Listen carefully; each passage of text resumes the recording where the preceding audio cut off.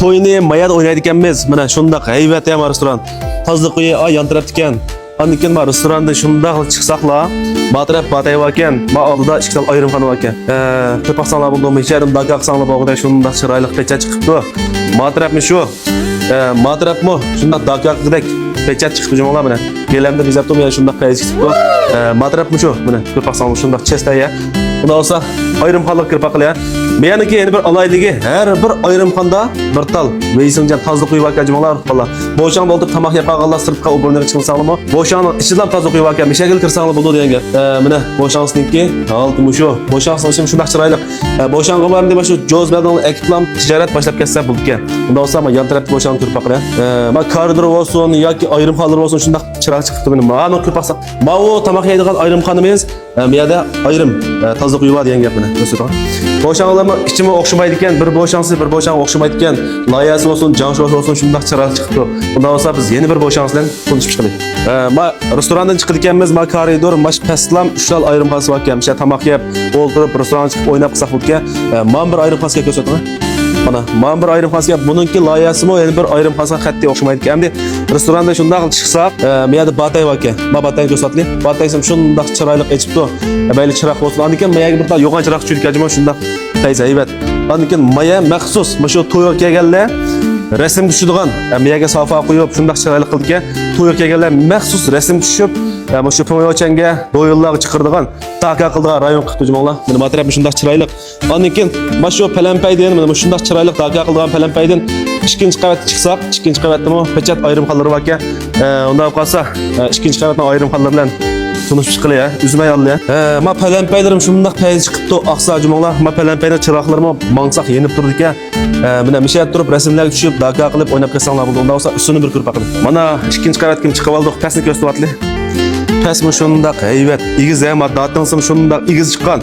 Daka kılıp ayarlarım kuralayısıyla. Bu ikinci kavatta bir tamak yigeç müşahitin daka kısanlı buldu denge. İkinci kavatın üzdüm o, yoğan ayrım halları var ki. Mesela ma tamlarını gösterip atlı. Ma tam qo'yilgan sijam shundaq paz echibdi. Ma bu ham demishaninki eng cho'ng ayrimxonasiga ko'rib qolsanglar bo'ldi. Jangsholarimiz bitib qopti. Bu ayrimxonda mana matarab qarsak gelamda jangsho qilingan jangsho ko'rib qolsanglar bo'ldi. Shundaq pechat buni mishakib tamoq yegaч daka qilib o'ynab qolsanglar bo'ldi. Buning ichidami tozliq uyi ko'rib qoldi. Jangsholar bitib qoldi. Endi mana shu Jozbadon ekiplam tijorat boshlaydigan yer qilib ketdi jumolar qoldi. Mana shu ishlarimiz shundaq hayvatga jumolar dummuloq ko'rib qolsanglar bo'ldi buni. Mashina olib turibmi daka qilib rasm tushib qolsanglar bo'ldi.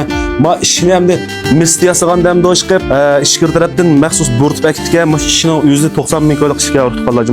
Ma ishni o'zim aytdim xizmat. Ma ishniki ulguni olib satsimi zavodga 50 ming qoldi ekan. Amsa biroq kirib chiqsanglar restoran bo'ladi ekan. Bu kelganlar inkaslarni qoldirib qo'yinglar. Meningcha chastay bo'pti.